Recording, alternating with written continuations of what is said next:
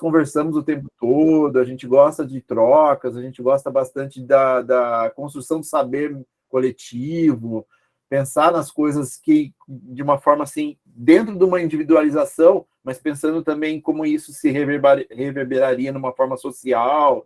A gente tem um cuidado enorme com um monte de coisas, assim. E tem os vários eventos aqui da IPC, né? Esse é só um deles, né? Tem muitos eventos que a gente promove essas trocas. Hoje é mais focado numa parte de entretenimento, de uma parte de fantasia, que essa coisa do cinema traz para a gente, e que a gente não vai analisar de forma selvagem, né? A gente vai trazer elementos, a gente vai trazer alguns conceitos que serão discutidos durante o curso, mas basicamente é para que os alunos participem, falem, troquem ideias, para que eles deem a opinião, para que eles olhem para isso de uma forma bastante expansiva em termos de entretenimento. Eu sou muito da importância da cultura dentro da psicanálise. Então, se a gente falar de cinema, a gente vai encontrar um monte de filme, a gente vai encontrar um monte de estereótipo, mas a gente vai encontrar muita coisa legal. E isso, trazendo para o debate da formação, ele pode abrir espectros assim de visualizações variadas. Então, é interessante. A gente fez alguns outros filmes, fizemos Ilha do Medo, Precisamos Falar sobre Kevin, fizemos Cisne Negro. Cisne Negro foi muito legal. E eu acho que fica disponível na plataforma, se vocês quiserem acompanhar em algum momento, seria legal.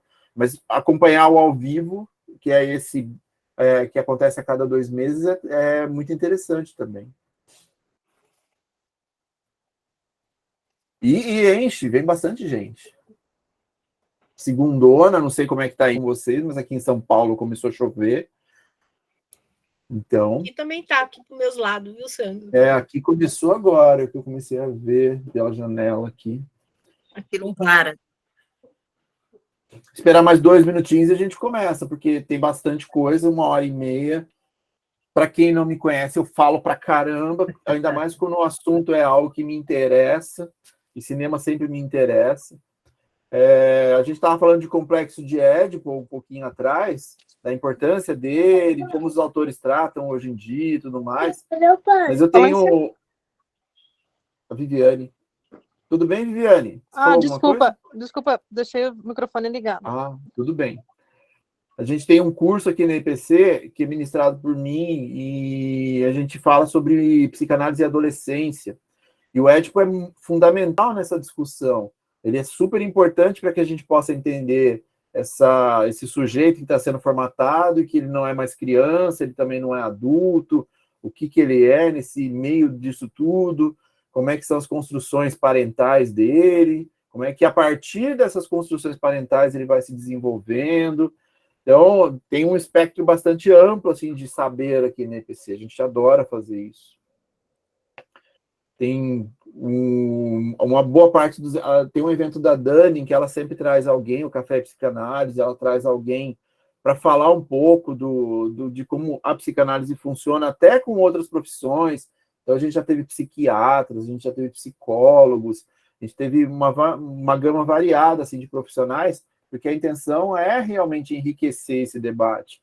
A gente pensa assim, psicanálise é psicanalista, mas em algum momento vai haver o atendimento, vai haver o acompanhamento interprofissional, assim, que a gente vai ter que lidar com psiquiatras, a gente vai ter que lidar com psicólogos, e isso faz parte da rotina do psicanalista.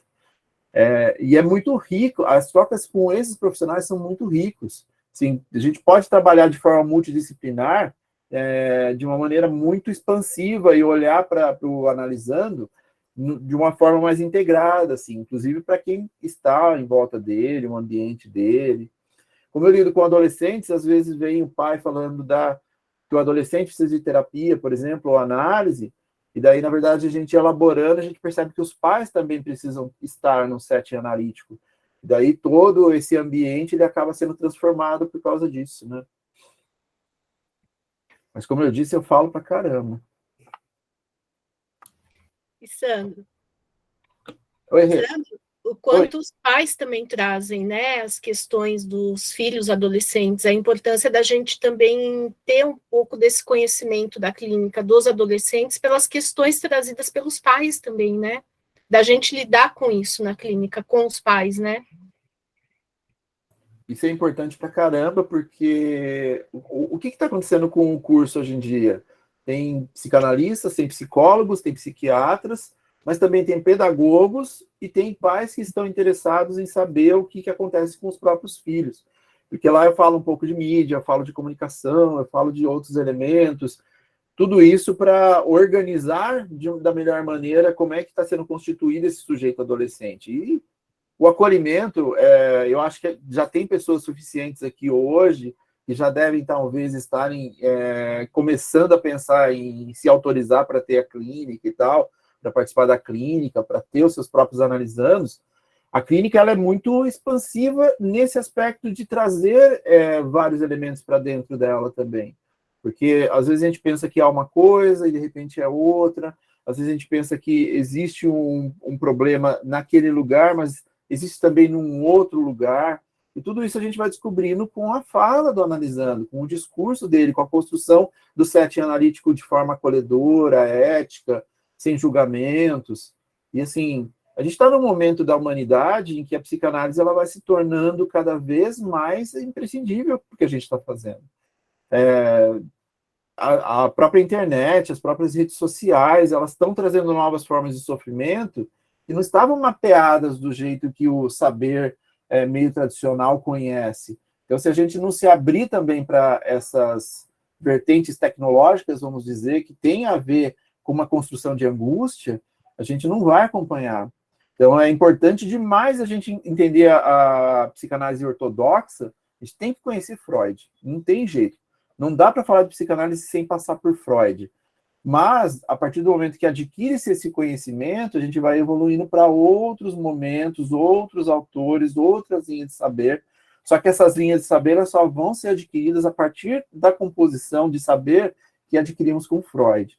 Então, falando isso bastante para a turma que está começando agora, a gente fala bastante realmente de Freud, mas mais para os módulos mais para frente, a gente vai falar de contemporaneidade, a gente fala de Lacan, a gente fala de outras vertentes, e é super importante que a gente caminhe por aí. Mas eu acho que eu já vou começar, porque senão... Vambora? Para quem não participou do evento nenhuma vez, o que acontece? Tem algumas dinâmicas que a gente utiliza aqui, porque tem muita coisa, eu apresento bastante coisa. Então, o que a gente organiza? Eu vou fazer uma pequena apresentação com alguns slides, trazer algumas ideias para vocês de conteúdos envolvidos nessa produção cinematográfica, e a partir do momento que eu termine, o chat vai ficar liberado e a gente vai entrar num debate sobre o que cada um viu, quais as percepções de cada um, tá? Eu prefiro fazer dessa forma, porque se estiver apresentando, daí tiver alguém que para, daí a gente voltar na linha de raciocínio, demora um pouquinho, etc. E aí a gente amplia esse debate, tendo mais tempo para falar, tá bom? Novamente, sejam muito bem-vindos, T21, T22, a todos que vêm. Estou feliz demais por estar aqui mais uma vez. E obrigado por participarem da pesquisa, escolhendo o filme. É importante que vocês digam que tipo de conteúdo a gente traga para cá. Eu vou compartilhar com vocês a minha tela e vamos em frente.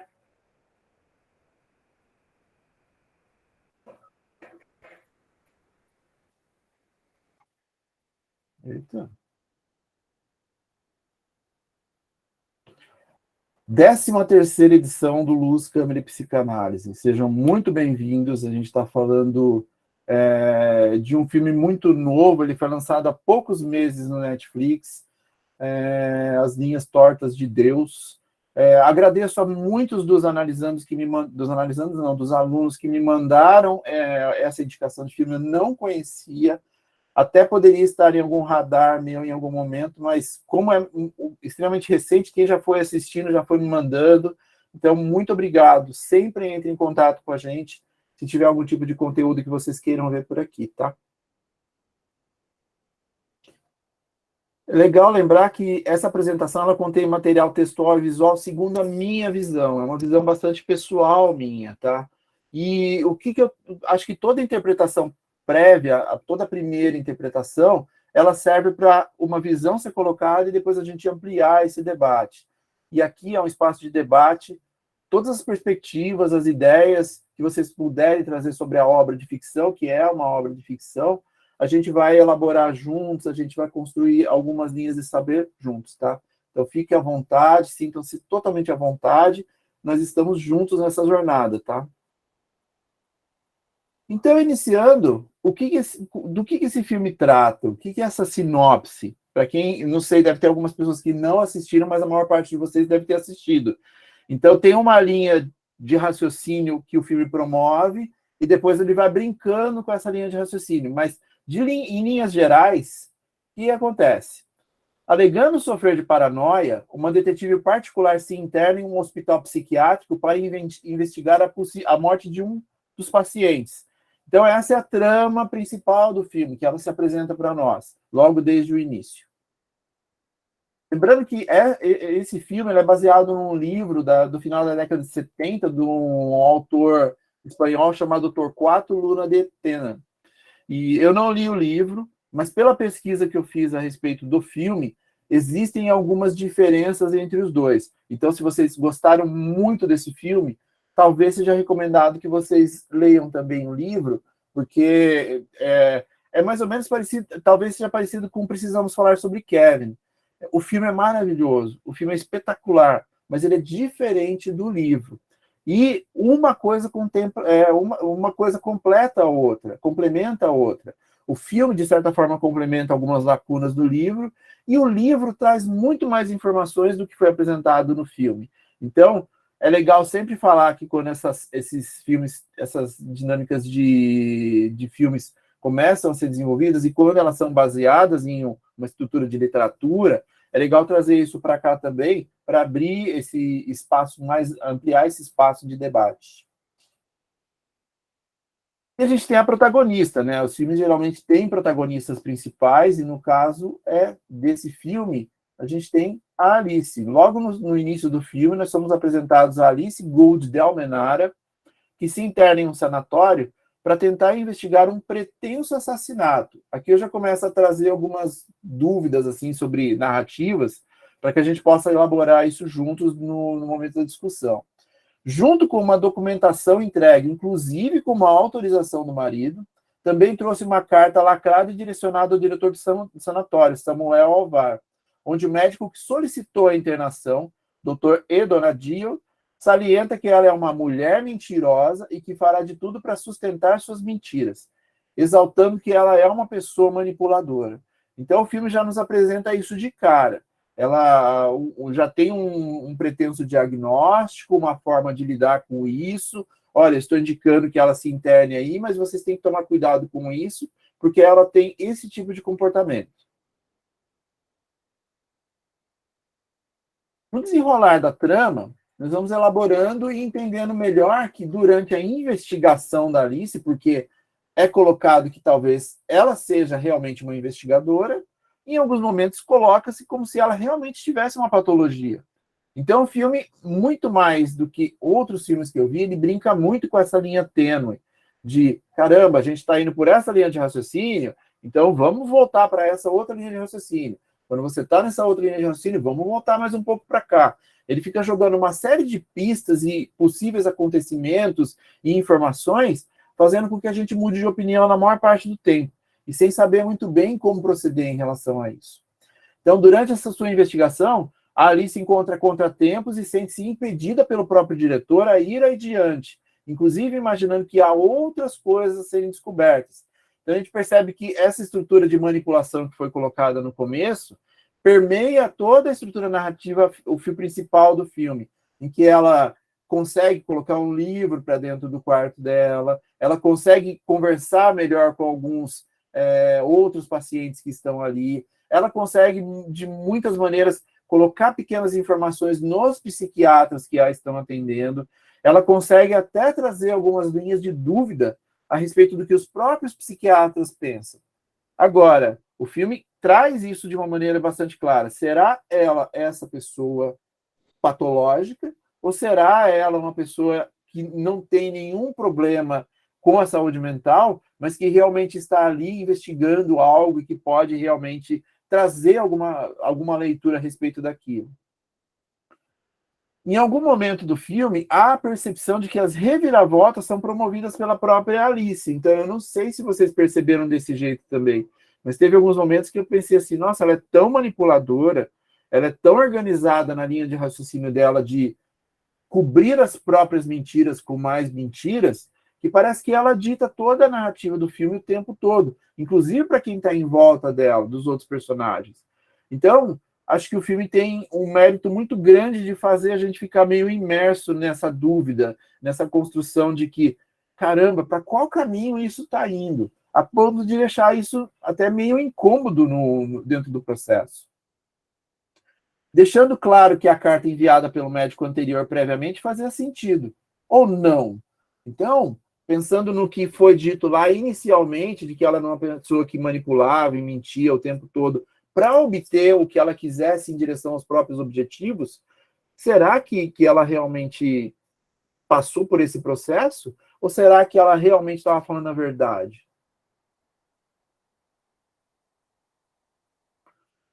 Dentro desse desenrolar também, a manipulação fica bastante clara na forma em que ela traz os psiquiatras, todos, com exceção do diretor, para o lado dela. Então, existe um momento na trama em que ela é colocada na frente de praticamente todos os psiquiatras que são envolvidos dentro do sanatório, e o único que parece estar entendendo que ela é uma pessoa com um problema e que precisa ser internado por esse motivo é o próprio diretor. Só que o diretor, ao mesmo tempo, ele é colocado no filme como alguém que causa também essa dúvida, esse estranhamento em nós. Por quê? Porque é dele uma fala extremamente preconceituosa que dá título ao nome do filme, As Linhas Tortas de Deus. Veio dele isso. Os meus pacientes eu vejo como se fossem as linhas tortas de Deus. Ao mesmo tempo, existe um diálogo da Alice com o Ignácio em que eles exaltam o diretor, porque a forma que ele veio, ele transformou aquele sanatório de uma maneira positiva. A Alice dizendo que ouviu falar e o Ignácio dizendo que ele fez muitas coisas. E então, mais uma vez, a gente fica pensando assim, cara, eu escolho esse personagem como vilão ou ele realmente está falando a verdade e ele é a pessoa que está trazendo um pouco de lucidez para isso tudo que eu estou presenciando aqui. Só que eu tive um incômodo muito grande no filme. Eu vou jogar isso para a gente trazer isso para a nossa conversa, tá? Será que eles eram tão despreparados assim? Porque ela dobrou todos eles com uma certa facilidade.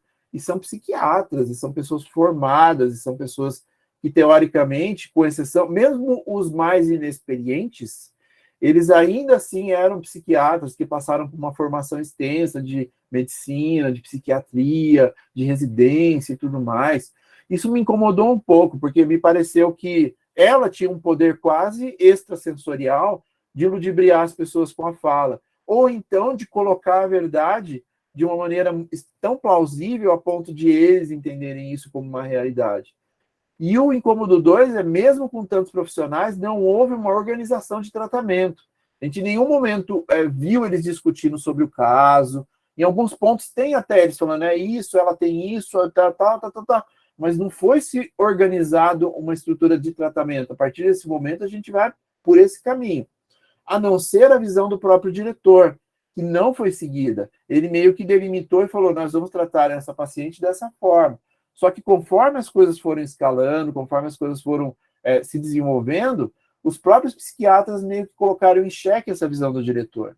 Então, mais uma vez, era manipulação ou era tão real a ponto deles entenderem que ela estava falando a verdade?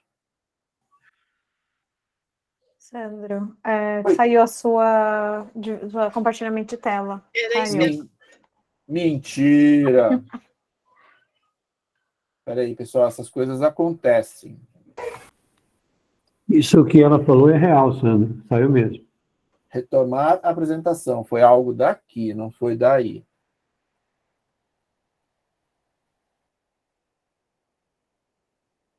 Agora voltou, né? Agora sim.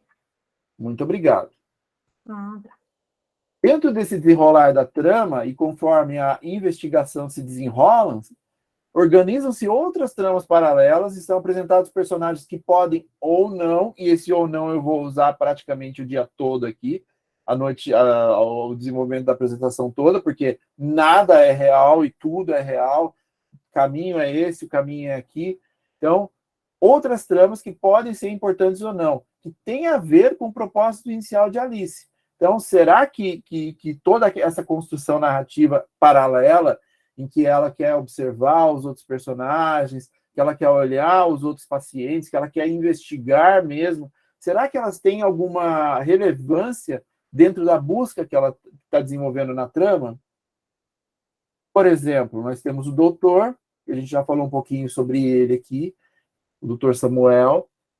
Ele é um cara que, em muitos momentos, parece saber o que está fazendo, em outros momentos, parece que ele tem um interesse escuso dentro do processo, a ponto de, dentro de uma dúvida, uma das psiquiatras descobrir que ele recebeu dinheiro em um valor consideravelmente mais alto pela internação da Alice. Só que, mais uma vez, assim, o filme fala, olha, existe isso, mas, de repente, ele está tratando todo mundo muito bem dentro do sanatório. O sanatório está rodando muito bem, segundo as perspectivas deles. Então, será que o Dr. Samuel está falando a verdade? Será que ele não está falando a verdade? No meio disso tudo também tem um personagem que é o Ignácio.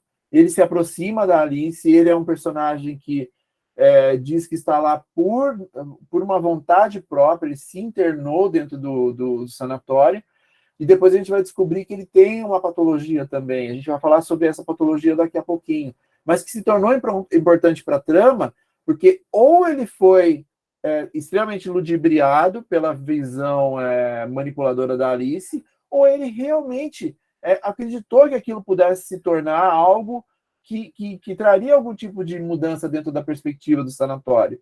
Então, essas dubiedades aí todas permeiam o filme todo. A gente tem o doutor Arellano, que, na verdade, em algum ponto deu até a entender que existia um interesse pela paciente, o que é eticamente uma coisa extremamente complexa, complicada mesmo dentro do que a gente está falando, mas que pode ser um personagem que enalteceu essa coisa da manipulação da personagem principal. A gente tem os gêmeos, que nós vamos falar sobre eles daqui a pouco também, mas que tem a trama, o desenvolvimento da trama da Alice tem a ver, em algum ponto lá para o final, com a morte de um deles, e que depois mostra-se que um imitava o outro, e quem morreu não era exatamente quem se esperava, e a Alice percebeu isso, mas que a trama deles envolve boa parte do processo todo pelo qual a Alice está passando. E teve a Montserrat, que era uma psiquiatra lá dentro do sanatório, e que depois foi insinuado que ela queria se tornar diretora daquele sanatório. Então, típica, eu não trouxe nem todos aqui ainda, a gente vai falar de alguns outros agora, mas é tanta gente com tantos interesses que fica difícil a gente conseguir delinear uma linha de raciocínio para isso, até o momento final do filme. E aqui, a partir de um determinado momento, o filme começa a nos colocar duas visões. Acho que a gente tem que olhar para essa perspectiva de duas visões. A primeira delas é que a Alice realmente é uma paranoica e precisa de tratamento. Então, talvez o doutor esteja certo, talvez a documentação esteja correta, talvez ela realmente seja uma pessoa com uma patologia que precise de um acompanhamento, que precise de um tratamento intensivo.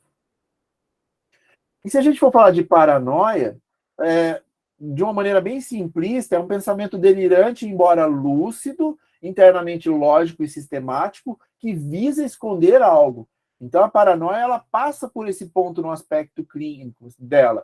Ela vai inventar outras histórias, fantasias, para suplementar outras fantasias em cima de outras fantasias, para encobrir alguma coisa. Esse alguma coisa seria um objetivo dentro do tratamento dela. Por que essa construção de fantasia tão elaborada no processo da Alice é tão importante? O que ela não está querendo dizer a respeito disso? Em algum ponto do filme tem uma referência à esquizofrenia pela própria Alice. Então, ela fala de uma carta que foi escrita para ela, indicando que alguém poderia realmente ter sido assassinado, e ela fala, isso foi visto como algo em alguém que foi diagnosticado com esquizofrenia.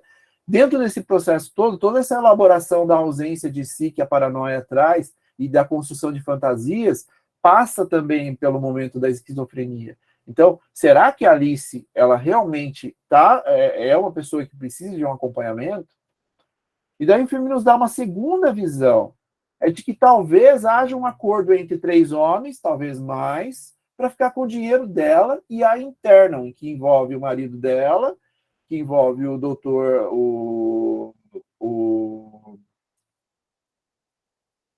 doutor do sanatório, o diretor do sanatório, e um pretenso outro psiquiatra, que foi o que deu as informações a respeito dela para que a internação fosse feita, e que não necessariamente pudesse vir a ser. Mas depois, lá no final, a gente descobre que potencialmente ele seria ou não. Por quê? Porque ele foi indicado pelo próprio diretor a se apresentar. Mas a gente tem 2 vertentes, uma em que ela tem uma patologia, a outra que ela realmente é uma investigadora e está ali por um crime. E se for nesse aspecto de que existem 3 homens manipulando a mente de uma mulher, manipulando uma estrutura toda social, manipulando a ponto de patologizar alguém, a gente pode trazer um elemento de perversão para esses 3, a ponto de que, em função de eles quererem obter lucro em cima dessa pessoa, eles colocam todos os adjetivos dele, todos os objetivos dele em cima da construção daquela história. Então, o que é a perversão? Na psicanálise clássica, ela é muito ligada a comportamentos deviantes com relação à sexualidade. Então, o classicismo da psicanálise fala sobre a perversão estar ligada 100% a uma estrutura sexual.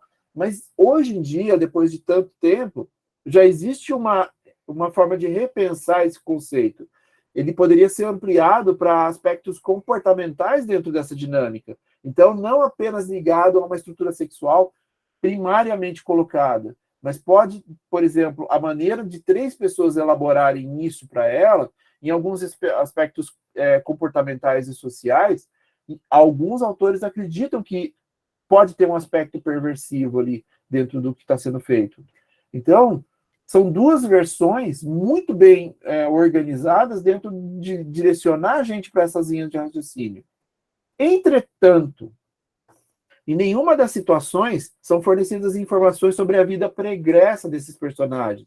O filme dá alguns insights, mas para que a gente pudesse seguir uma linha de raciocínio mais específica, a gente teria que ter um histórico um pouco mais organizado da Alice, o que aconteceu com ela, informações de flashback mais consistentes. Depois a gente vai perceber que o flashback apresentado, que é o incêndio, na verdade não era um flashback, era uma coisa de um flash forward, era uma coisa que ia acontecer ainda. Tudo isso para enganar a gente como espectador, e tudo bem. Mas para a gente conseguir organizar melhor essa racionalização a respeito de patologias, a gente teria que ter informações sobre ela e informações mais contundentes e mais organizadas a respeito desses 3 homens que poderiam estar fazendo isso em relação a ela. Mas tudo bem, o filme lida com uma linha narrativa de mistério com esses elementos da saúde mental permeando o conteúdo. Eu acho importante a gente trazer algumas coisas de referências, que o filme é recheado de algumas pequenas referências. Fala-se de Freud em algum momento, fala-se de como o desenvolvimento da psicanálise foi feito, a crítica que a própria Alice fez à psicanálise. Essas referências são importantes para a manutenção do conteúdo de fantasia do filme. Então a gente tem, por exemplo, aquele cara muito alto, que eu não lembro se eles falaram o nome dele, mas eles se direcionavam ele a elefante. Em algum momento, foi chamado de Homem-Elefante. Então, na minha cabeça já me veio o filme clássico do David Lynch sobre um Homem-Elefante mesmo. Alguém descaracterizado desde nascença, que foi colocado dentro de um circo para ser uma aberração. Mas era um ser humano que lidava com poesia, que tinha todo um cavalheirismo por trás. E quem não conhece esse filme, é um filme assim, que é uma aula de como a gente pode observar como a sociedade se comporta com que ela não acorda, com que ela não entra em acordo em termos de sociabilização. Um outro elemento que a gente pode trazer para cá são os gêmeos, que são chamados ali como Rômulo e Remo. E assim, o Ignácio fala claramente, eu os chamo disso. Então, talvez aqui nem saibamos se esses são os nomes reais deles, mas como eles nasceram dentro do sanatório, pelo que foi dito, talvez o apelido que pegou, talvez seja o nome deles de alguma forma. E eles deixam claro, em algum momento, que os pais desses gêmeos eram oligofrênicos, que é quem apresenta deficiência no desenvolvimento mental adquirida ou congênita que afeta a capacidade intelectual. Então, eles já nasceram de pais com alguma deficiência. E seria interessantíssimo conhecer um pouco mais da história desses dois. E existe uma referência direta ao conto romano dos dois bebês que foram amamentados por uma loba, e que, se vocês tiverem uma contextualização maior a respeito disso, seria bem legal. Mas eu conheço o conto pela pesquisa que eu fiz na internet, e porque o termo Rômulo e Remo está na minha mente faz um tempão, mas não me leva diretamente para nada. Mas aí eu pesquisando, falei, tem essa referência do conto. Então, se vocês conseguirem e quiserem elaborar um pouco mais a partir do saber de vocês, seria bem interessante. E tem também as referências a elementos de saúde mental. Por exemplo, o Inácio, ele passa por um processo de hidrofobia, e que, na verdade, a gente também pode olhar para isso como um processo de somatização. E isso é muito importante dentro da clínica, porque o filme exagera bastante nesse aspecto, de que o braço explode, essas coisas dessa forma, de uma maneira meio exacerbada, mas isso não quer dizer que o paciente não veja dessa maneira. Então, para nós é uma coisa, como analisamos. A maneira que eles sentem essas coisas, essa somatização, é uma outra história completamente diferente. Já tive casos em que a somatização atinge aspectos e de que a pessoa não consegue se mexer. Ela precisa ter um processo analítico para aquilo, e em que a somatização acaba tomando o corpo daquela pessoa. Então, olhar para isso de maneira séria e como algo que pode trazer sofrimento real para os analisantes é bastante importante. E a hidrofobia, o que é citado lá, é um medo irracional de água. Esse medo irracional de água, ele não é colocado muitas vezes como no filme, de se molhar ou de sentir água sobre a pele e tudo mais. Ele muitas vezes é o medo realmente de nadar, ele é o medo, uma fobia constante de ter contato com a água a ponto de se desvencilhar de si. Então, é importante que a gente olhe para esses aspectos também dos exageros dentro do processo. Isso não quer dizer que não possa acontecer, mas dentro de uma organização de saber seria isso. E a somatização é quando a mente, por meio de pensamentos e de estado emocional em conflito, ela manifesta dores e doenças no corpo físico. A somatização é real. Acho que tem vários psicanalistas da IPC acompanhando aqui. Vocês mesmos, antes de se interessarem pela psicanálise, provavelmente vocês já viram alguma coisa assim. Vão desde coceiras, vão desde dores, vão desde avisos de dor de cabeça incessantes, mesmo tomando remédio. Então, olhar o processo de somatização de cada um dos analisantes é muito importante para a clínica. E a gente teve a situação do anão, né, que fez todo aquele processo de avanço, de um possível abuso sexual contra a Alice, e podemos encaixar isso também, agora, um pouco mais, de uma forma mais ortodoxa, dentro do processo de uma perversão, relacionada muito mais com a estrutura proposta por Freud e que tivesse fundo na sexualidade. Eu não troquei o texto aqui, mas me desculpe. A perversão é aquilo que eu expliquei. Dentro da estrutura freudiana, ela é focada na sexualidade, no sexual mesmo, e depois, na parte mais contemporânea das visões, ela foi olhada para outros aspectos também comportamentais. E para quem tem interesse no assunto perversão, que eu acho que é um assunto que vai render muito daqui para frente, principalmente na clínica que a gente vai elaborar, pensando nas novas formas de sofrimento, tem um livro muito legal do Robert Stoller chamado Perversão, a forma erótica do ódio. É muito legal por dois motivos. Primeiro, porque ele tenta dar uma contextualização histórica da perversão, como é que ela foi desenvolvida na história. E segundo, que ele faz questão de não trabalhar material verborrágico. ele gosta de ser compreendido na sua essência. Então, ele usa os elementos da psicanálise, as ferramentas, ele usa as descrições, ele usa os termos, mas de uma maneira em que torna isso muito convidativo para que a gente possa entender sem ser aquela pessoa que está imersa há muitos anos na psicanálise. Então, o livro fez muito sentido para mim, tá? Alguns outros elementos na relação com a saúde mental que a gente pode falar é a medicalização, as formas de sofrimento trazidas pela institucionalização e a luta antimanicomial e até da reforma psiquiátrica. Então, os filmes que abordam sanatórios, geralmente eles trazem esses elementos do sofrer, daqueles tratamentos antiquados, daquelas formas de trazer algum tipo de desvivenciamento de si para uma obtenção de uma potencial resposta. E, assim, a gente vê isso muito premente, assim, nos filmes que falam e que se envolvem com os sanatórios. No Brasil, a gente já teve um debate há alguns anos um pouquinho mais intenso. Talvez agora a gente comece a debater um pouco mais isso, mas é importante que vocês se enturmem sobre o assunto também, porque nós temos alguns espaços, e vocês vão ver em várias notícias, até de idosos que são maltratados em alguns lugares, até de hospitais psiquiátricos que acabam não tendo as condições sanitárias que deveriam ter para o espaço, até as formas de acolhimento que tratam muito mais como violências para essas pessoas, que não podem nem se defender de certa maneira. Então, eu recomendo muito que conheçam o assunto saúde mental e estruturas antimanicomiais, conheçam o trabalho da Anísia da Silveira, é uma psiquiatra brasileira, que se correspondeu até com Jung durante algum tempo, recebeu pelo menos uma carta dela, segundo o filme, segundo a biografia dela, e ela trouxe a questão do acolhimento para dentro da estrutura psiquiátrica, através do uso da arte, por exemplo. Então, a sublimação de certos elementos pulsionais, relacionados com violências ou sofrimentos, através de colocar isso na arte, através da pintura, através de formas variadas de representação física de um sofrimento mental. E aqui a gente vai caminhando já um pouco para o final do que eu tinha para dizer, porque é muito mais interessante ouvir vocês.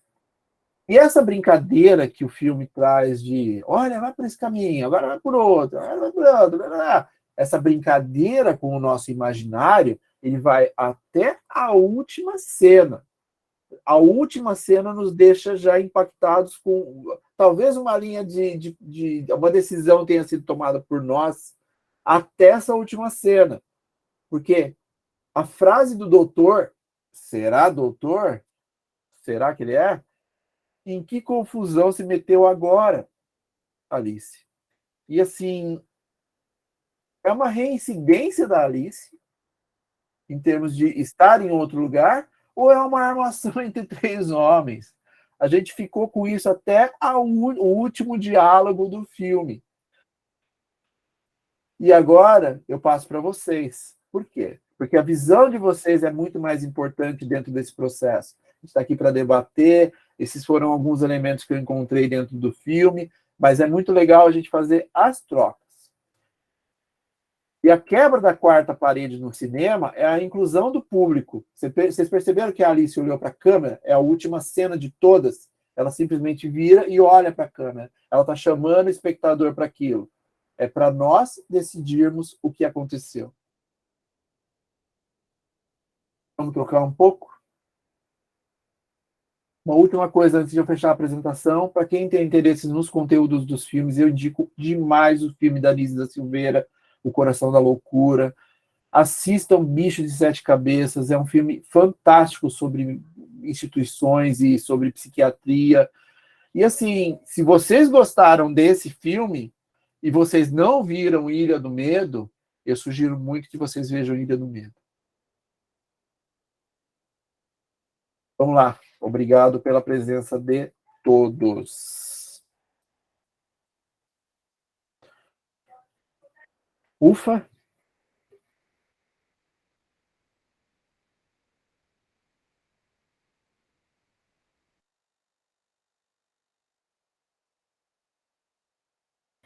Sandro, liga Sem seu áudio, Sandro. 121 pessoas. Obrigado por terem avisado do áudio. E por incrível que a Fernanda já deve ter apertado o botão logo que a gente começou, porque a Fernanda foi a primeira pessoa que me indicou esse filme. Fernanda? Boa noite. Eu acho que não fui eu que te indiquei As Minhas Tortas de Deus. Será? Acho que não. Alguém me indicou e eu achava que era você. Se não foi também, quem me indicou, muito obrigado. Muito legal, né? A Dani tinha falado dele, né? Desse filme. Eu assisti 3 vezes e ainda não concluí muito bem, para dizer assim, que tá fechadinho redondinho. Tipo, não, é isso. É realmente o que você falou, porque a gente foi levado para um lado, daí a pouco para outro. Teve momentos que eu estava do lado dela, não com certeza, meu Deus, o que estão fazendo com ela? E dali a pouco eu já estava do lado do Samuel e eu achei muito, muito interessante esse filme. E daí, assim, algumas coisas que eu anotei, que eu achei muito interessante de falar, é que, assim, no começo lá, quando ela vai para esse sanatório, que ela vai com esse médico que aparece no final, que depois ela fala que foi ele que contratou ela, né? E ele fala assim, se ela quer que ele entre junto, e ela fala, não, vou te reconhecer lá. E aí ele fala assim, obrigada pela coragem. Então, eu achei que de repente ele falaria, obrigado por você estar me ajudando, coisa assim. E uma outra parte desse médico, que eu achei também interessante, depois que ela passa pelo eletrochoque, é que ela vê de novo ele, vem de novo essa fala do começo do filme, e aí ela fala, mas quem que realmente você é? Porque ela é confrontada com o verdadeiro pai do rapaz lá no meio do filme, e que ela nunca tinha visto, e que ela afirmava ser aquele que levou ela até o sanatório. E aí ele fala para ela que a verdade é aquilo que ela quiser que seja. Então eu achei que isso me auxiliou a montar que, de repente, o Dr. Samuel tinha mais razão sobre ela do que o que ela fala durante todo o filme. E aí, dentro de tudo dessa investigação dela, eu fiquei pensando, como que ela vai investigar um suposto crime ali, que, na verdade, parece que o rapaz tinha se matado e foi noticiado, e como que ela ia investigar uma coisa dessa e ia trocar cartas com o diretor? Sendo que a gente vê o perfil dele, que ele não queria escândalo para o sanatório dele. Aquela conversa que ele tem com o inspetor ali, ele quer que fique tudo bem e tal. Até uma conversa estranha, que parece que vai ter algum suborno ali no meio, né? Então eu achei muito estranho que ela teria trocado cartas com o médico, ele saía de acordo em investigar o próprio manicômio que ele direciona, que ia estar tudo bem, e que o outro médico ia criar um laudo falso, ele estaria num ponto assim tão grande de corrupção que ele poderia perder até o próprio registro médico, né? Seria um risco fazer algo assim, eu achei. E aí, quando ela está em reunião com eles, ela fala que ela nunca vai admitir que ela está doente. Teve muitos traços dela que eu achei que era bem aquilo que o próprio Dr. Samuel fala, de repente, de traços narcísicos, que ela fica observando muitas pessoas ali, mesmo os meninos ali, que parece que ela tem uma empatia por eles, mas, na verdade, ela coletou informações desses meninos com o Inácio. E aí, quando o Inácio fala, olha, o outro é mudo, acho que era uma coisa assim, e o outro imita todo mundo, e ele pegou aquela menina como irmã. Só que ela não é irmã dele. Só que ninguém pode contestar o contrário, senão ele mata. Então ela já coletou essa informação, pescou, e daí a gente eu achei, né, que depois ela teria essa empatia, mas depois eu pensei, não, na verdade não foi uma empatia, foi uma forma que ela viu de manipular ali o rapaz, de falar, não, eu aceito, quando ele fala assim, você é minha mãe. Eu aceito, ela aceitou aquela verdade dele por medo, por já saber do perfil dele, e também aquela outra questão de quando ela tá com o psiquiatra, aquele que dá no sentido de que tá meio inclinado, apaixonado por ela ali, ele faz aqueles jogos de palavras com ela, me lembrou muito essa questão dos significantes de Lacan. Ele joga uma palavra, ela dá uma resposta, e acho que dentro daquelas respostas ele consegue ver os significantes dos traços. Quando ele fala, e filhos para você? Frustração. Eu tenho uma frustração na questão do filho, tem um negócio ali do marido também, porque horas ela fala que tá tudo bem, tudo maravilhoso com o marido. horas não, mas ele vive as minhas custas, joga o dia inteiro, não sei o quê. E, de repente, o casamento seria uma fachada, porque daí quando tem aquela outra versão mostrando o que ela fez, que tentou envenenar ele, mostra ele no ar, com umas mulheres em volta, será que era um casamento meio que faz de conta, tinha toda essa frustração dela querer ter uma família, que a família também era uma felicidade para ela, que ela fala lá para esse psiquiatra. Então, ali, acho que ele conseguiu pescar muito significantes dela, e ela mostra muito essa persuasão, essa manipulação nesse diálogo com os psiquiatras também. O primeiro que questionou ela, que falou sobre ela ser clínica, ela falou que ela era formada em clínica, e ele fala do envenenamento, ela fala que não tinha envenenado, e ele fala, mas você sabe mexer com clínica e tal? O senhor é médico, né? Então, se eu fizer uma cirurgia aqui, você também pode me operar. Então, ela joga as mesmas questões, uma forma de manipular, uma forma de, como é que fala assim, de deixar a pessoa meio que, enfim, manipula assim, a pessoa. Da mesma forma que a pergunta vem, as coisas vêm, ela joga de volta. E quando esse outro médico pergunta, entra de novo no assunto do envenenamento, ela entra numa tensão muito grande. Ela fala que ele chegou num ponto que não é para tocar naquele assunto. Mostra esse nervosismo todo.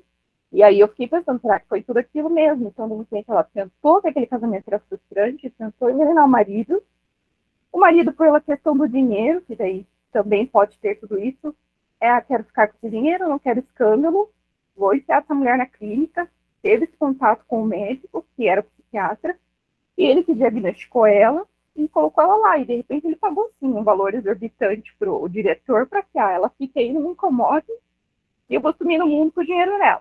De repente foi isso.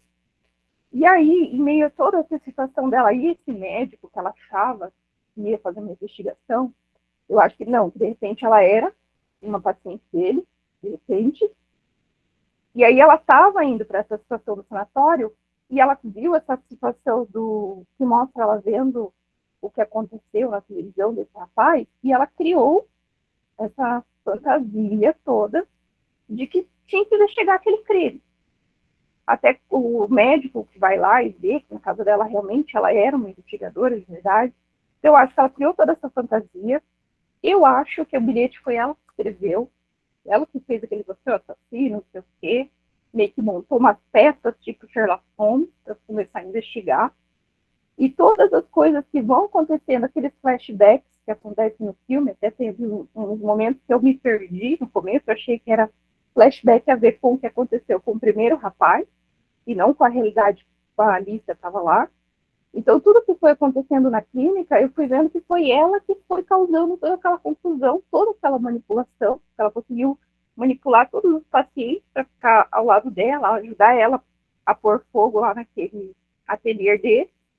E aí, quando ela criou a situação, e ela também acho que facilitou a ocorrência do crime com o rapaz, porque ela viu eles brigando no refeitório, viu a força do outro lá sobre um dos gêmeos, e facilitou toda essa trajetória acontecer, eu acho. E aí, então, ela se colocou até como legista.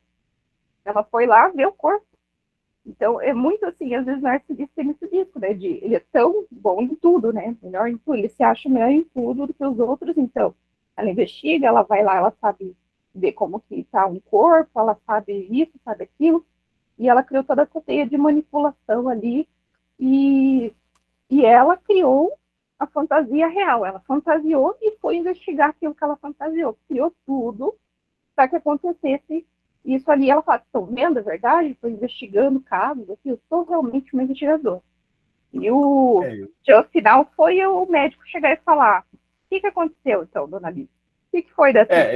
Eu tenho uma tendência muito grande a acompanhar a sua linha de raciocínio. Eu sinto muito parecido com o que você está falando. Mas, assim, daí eu fico pensando, cara, quanta gente incompetente, então. Assim, são profissionais de saúde incompetentes, policiais incompetentes, pessoas que trabalhavam no sanatório que eram incompetentes. E eu fico pensando, caramba, tudo isso para o desvencilhamento de uma trama. Aí isso me coloca também numa dúvida em relação ao que você expôs. Mas eu sou ainda assim, eu acredito mais nessa linha de raciocínio do que você trouxe. E daí, Eu concordo plenamente. que nem o professor Fabrício fala muitas vezes, a fantasia do paciente, que é a nossa verdade em clínica. Então, muitas vezes foi isso, a fantasia dela, que foi levada em consideração em clínica. E outra coisa que também o professor Fabrício falou, dificilmente o narcisista vai estar em clínica, porque ele sempre vai manipular aquele que vai estar atendendo ele. Não, eu não preciso de tratamento. Tá tudo bem, eu sei tudo. Então, eu queria esse sentido. Na clínica, a gente vai encontrar algumas coisas meio parecidas com ela. Não nessa intensidade, a gente tem que lembrar que é um filme e tudo mais, Sim. faz uma série de subterfúgios e tudo mais. Uhum. Mas a gente vai encontrar o analisando que não vai querer admitir determinada fala, que vai querer controlar a sessão, que vai querer encontrar o raciocínio dele imperativo dentro daquele processo. Então, também funciona bem como um exercício de como isso poderia se proceder, né? Sim. Valeu, Fê. Brigadaço. Obrigadão, Fábio. Deixa eu passar para bastante gente, que tem bastante gente aqui. Joselita? Oi, Sandro. Boa noite a todos. Boa noite, Boa T20, noite. meus colegas que estão aqui, né? Boa noite, minha conterrânea Tânia Mello, do Amazonas, que está também nesse encontro. Olha, este filme, Sandro, ele é tão interessante que a T20, durante as nossas férias de janeiro, a gente se reuniu para falar sobre esse filme. Todo mundo assistiu, todo mundo ficou muito interessado, e quando foi colocado, todo mundo votou nele, logicamente, para poder ver o que você pensa dele. E os colegas também. Mas, assim, eu tive algumas percepções diferentes da Fernanda, tua. Algumas coisas me chamaram a atenção. Eu não vou repetir tudo que foi colocado aqui, mas eu vou colocar os pontos que me chamaram a atenção neste filme, e que realmente ele vai e vem e deixa a gente totalmente perturbado no final. Mas ele leva a gente a interrogar o tempo todo se a Alicia, se ela é realmente paranoica narcisista, a gente tem certeza que ela é, mas se ela é vítima de conspiração, se ela realmente é detetive, né? Aí eu fiquei pensando, porque eu assisti 4 vezes esse filme, e ainda acho que quanto mais assistir, mais a gente vê nuances. Mas o que me chamou a atenção parece que a Alice é detetive. Por quê? Porque quando o filme passa alguns flashbacks, a Alice, antes de se internar, ela foi lá, tirou foto do pessoal fazendo visita, o pessoal do sanatório de fazer visita na sorveteria. Eles pegaram, ela tinha na casa dela na parede, toda pregada, várias coisas a respeito do que estava acontecendo, tanto que quando o médico, o médico fã dela, vai na casa dela verificar se o marido tinha fugido, na parede tem todo o que ela pesquisou antes da internação. Então, dá a entender que ela realmente tem uma formação em detetive, e na hora que ela se manifesta ali como legista, ela tem um vocabulário, ela é uma mulher super inteligente, tem um vocabulário que é de quem entende do riscado, né? Outra coisa que me chamou a atenção são os profissionais, o que você diz assim, assusta os profissionais, porque é um sanatório que tem relevância na Espanha, pelo que é mostrado ali, uma instituição grande que recebe verbas, tudinho. Aí, o pouquinho que a gente aprendeu até agora aqui no curso, a gente tem que escutar o analisando, a pessoa que chega, para fazer as nossas interpretações. O Rui Pérez, o primeiro que chega, quando lê a carta, já vai totalmente enviesado, já pensando tudo que ela responde em cima da carta que ele recebeu, ele duvida tudo dela, né? O outro já vai com uma emoção que a gente desconfia se apaixonou por ela, porque no final até o óculos ele muda, como ela sugeriu, né? A Montserrat, ela é vice-diretora, né? E se envolveu demais. É lógico que tem que ter empatia, mas ela se envolveu demais com a paciente. Uma pessoa que tem uma função de vice-diretora que tem uma certa distância. E o Samuel Alvar fica aquela dúvida se o cara realmente é bom e quer fazer uma reforma psiquiátrica, ou se está pegando o dinheiro do marido, que no final o marido desapareceu mesmo, né? E fica querendo esconder os acidentes, os incidentes que acontecem dentro da polícia, sugerindo até que ele vai querer subornar lá o policial. Chamou a atenção aquilo ali. Nos flashbacks, me chamou a atenção que eles são contraditórios, né? Como todo filme. Tem hora que ela volta e vê o marido amoroso, tudinho, e fazendo as coisas de acordo com ela, no outro ela já está assustada, vendo o marido querendo matá-la. Nos flashbacks, o marido é que está dando veneno para ela, e não ela dando veneno para ele. Então, são flashbacks contraditórios que ali aparecem. E aquela questão da chegada dela no sanatório, ela chegou andando com as próprias pernas, de forma espontânea, apresentando tudo. Ela não é como o bicho de 7 cabeças, que o menino chega lá levado e depois vai na camisa de força. Ela chegou com as próprias pernas. Até o livro, né? Aquele livro que ela leva lá, e totalmente pode entrar com o livro, não Serra deixa ela entrar, lá dentro tem toda a pesquisa. O doutor Donadio, que aparece no final, lá no começo, ele é o Garcia Del Olmo, é o pai do assassino. Ele, na festa que ela está com o esposo, que ele apresenta como o pai, ele é o psicanalista que aparece no final como o doutor Donadio, né? Aí ficou aquela interrogação para mim dos 3 homens aí querendo armar contra que ela podia ser até... Eu não consigo acompanhar. Os dois. E assim, ela era rica, o Arellano vai denunciar, quando vai na casa dela, o marido sumiu, o dinheiro da conta não está mais, o policial confirma que o dinheiro dela foi tirado do banco, o marido desapareceu, e no final, a criatura que era o pai do assassinado, do Garcia Del Olmo, ele aparece como o doutor Donadio, perguntando o que ela está aprontando de novo. Aí, o que vocês estão aprontando com ela também? Então, o filme deixa, assim, essas provocações da gente. Quem é que está errado nessa história? Ou quem é que está certo? A gente não consegue saber. Mas, quanto àquele incêndio do final, a saída dela, me chamou a atenção uma coisa. Ela planejou a fuga. A gente vê que na conversa dela com os outros pacientes, lá na TO, ela planeja a fuga. Ela conversa com um, com o outro, se esconde debaixo da saia daquela senhora, está tudo planejado. Quando ela vai fugir, que ela sabe que a legista chega, que ela sabe que um dos gêmeos morreu, ela volta, ela muda o plano dela. Então, será que aquela frustração de não ter filho e ela se engraçar dos gêmeos, não é a maternidade dela que falou mais alto? E ela voltou lá porque soube que o gêmeo morreu. Então, ela mudou o plano, quer dizer, seria tão fria, tá?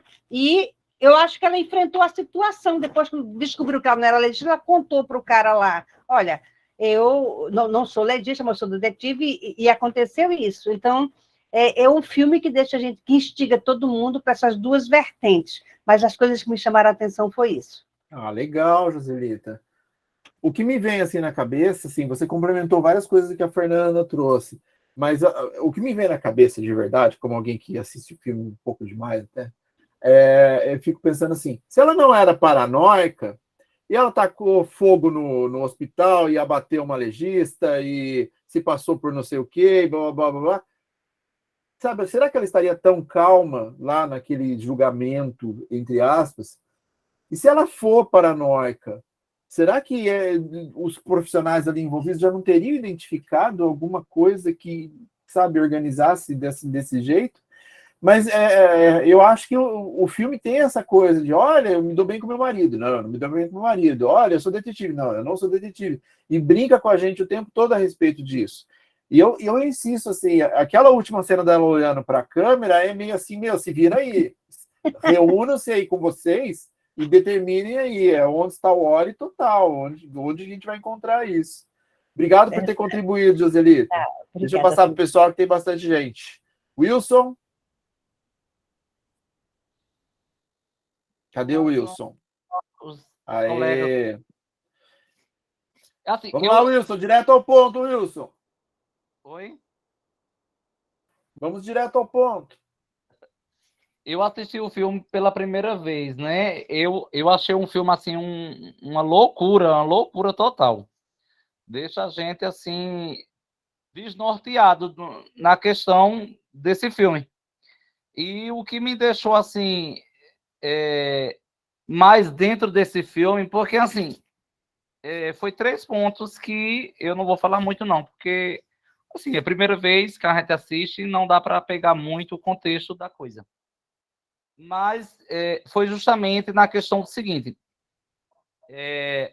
A gente sabe que esse filme não foi baseado, assim, digamos assim, em fatos reais, ela é uma ficção de um livro, tudo mais, mas a gente vê a realidade aí de, por exemplo, o médico, né? O médico Samuel, que ele é psiquiatra ali, ele mostra um ponto ali interessante, porque ele foi, digamos assim, o marido da detetive, ela subordinou, digamos assim, o médico, o diretor do sanatório ali, para poder manter praticamente a esposa ali, porque por trás de tudo aquilo ali também tinha um interesse, digamos assim, de valores que ele tinha na questão da fortuna dela. Também tem aquela questão do terceiro médico lá, que tipo assim, meio que ficou meio balanceada por ela, e eu vi assim, por um lado assim, voltando para a gente, né, que está fazendo essa questão do estudo da psicanálise, eu vi por um lado assim, tem muitas pessoas que se deixam até se levar por um pensamento que às vezes acaba até confundindo empatia com, digamos assim, o envolvimento, né? Às vezes se envolve tanto no problema da pessoa que acaba até, digamos assim, se afetando a si próprio. Então, eu vi que nesse lado também o Dr. Samuel ali, ele mostrou que entre a relação do paciente com o especialista ou o profissional, a gente tem que saber, digamos assim, separar essa questão também para não misturar, não fazer uma misturada nisso aí, e não confundir as coisas. Em vez de, por exemplo, você autoajudar o paciente, você acabar atrapalhando digamos assim, o tratamento com o paciente. E outro ponto que me chamou a atenção também, que ela tipo assim, mostra uma dupla personalidade, né? Ela mostra uma coisa, mas na verdade, por trás daquilo que ela mostra, tem um oculto ali escondido, que ela não quer mostrar, ela não quer deixar vir à tona, e que no final ali mostrou aquela cena onde ela justamente, realmente, deixou todo mundo ali sem saber entender o final do filme, né? Porque deixou uma... Mas eu sinto que foi intencional, Wilson. É totalmente intencional, assim. E o que você falou a respeito da ética é muito importante dentro do processo. A gente bate sempre nessa tecla de que a gente precisa escutar o analisante da melhor maneira possível. Então, o mínimo que eles poderiam ter feito lá era organizado uma linha de tratamento, uma linha de raciocínio, apresentar isso para o espectador. A partir do momento que eles não fizeram isso, pareceu que eles realmente eram uma turma meio bagunçada ali dentro do processo. E eu concordo 100% com você, com a coisa da ética. Pronto, aí fica uma imagem, assim, às vezes, mostrando como o sanatório, digamos assim, uma linhagem, digamos assim, totalmente desorganizada. Os psiquiatras muitas vezes se colocava na dúvida, e ela conseguia até, digamos assim, levar esse contraponto para eles, para que eles pudessem ficar até, tipo, na dúvida, digamos assim. Exato. Então, eles se perderam, digamos assim, dentro do processo, digamos assim, profissional. Concordo 100% contigo. Foi o meu, assim, mais ou menos o que eu pude entender dentro do filme. Não, legal. A gente podia continuar debatendo, mas preciso abrir para umas outras pessoas aqui, senão não vou conseguir. Mas, eu concordo contigo. Ética no atendimento 100% o tempo todo.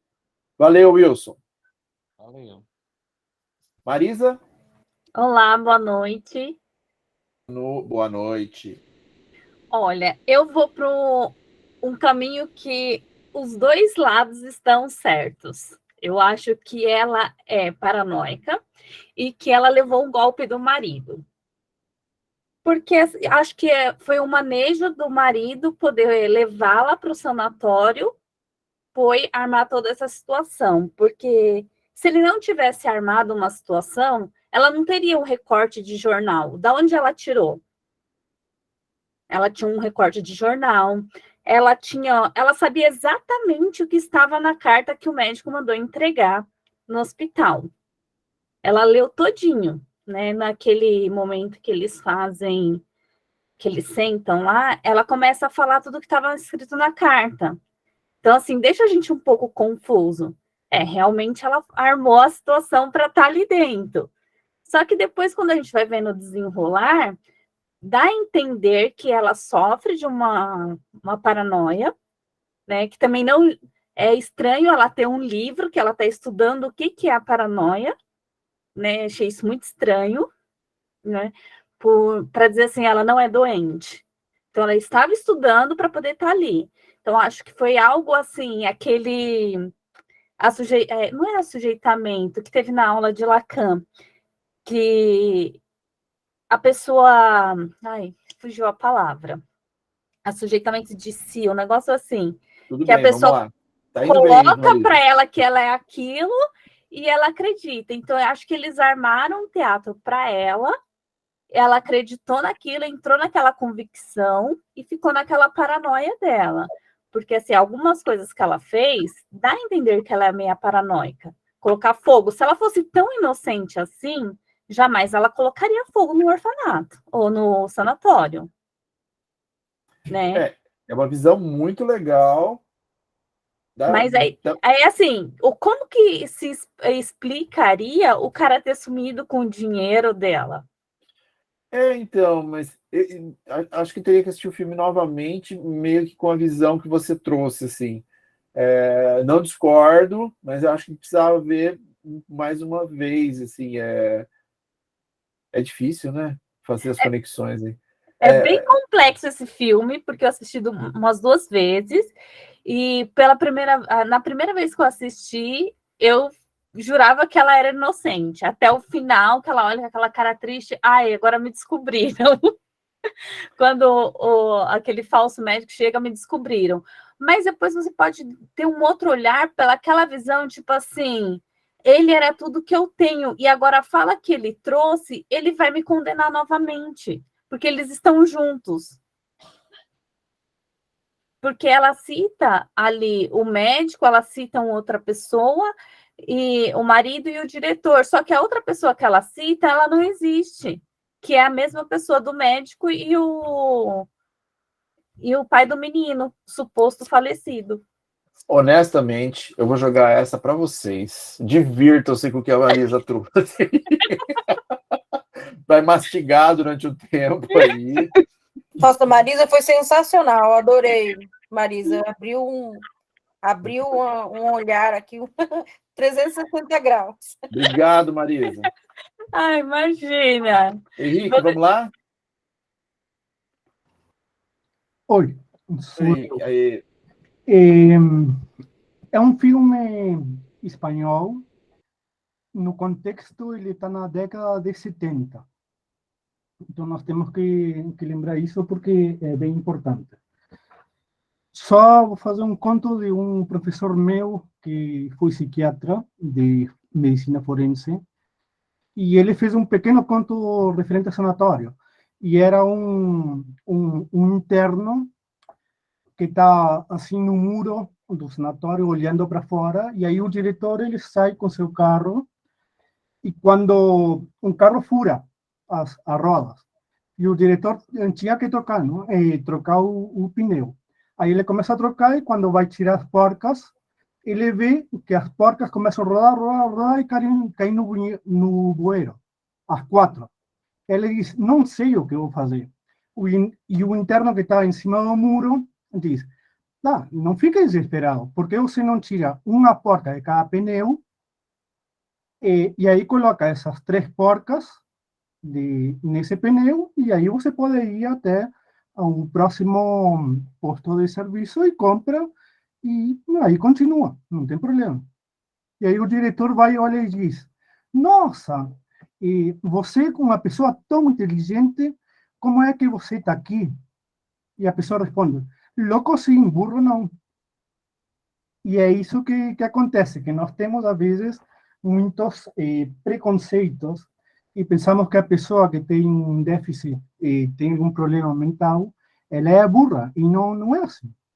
De repente, pode ser, pode ter algum déficit em conhecimento, o que seja, mas tem muitas pessoas muito inteligentes, gênios até, algumas, não? Referente ao filme,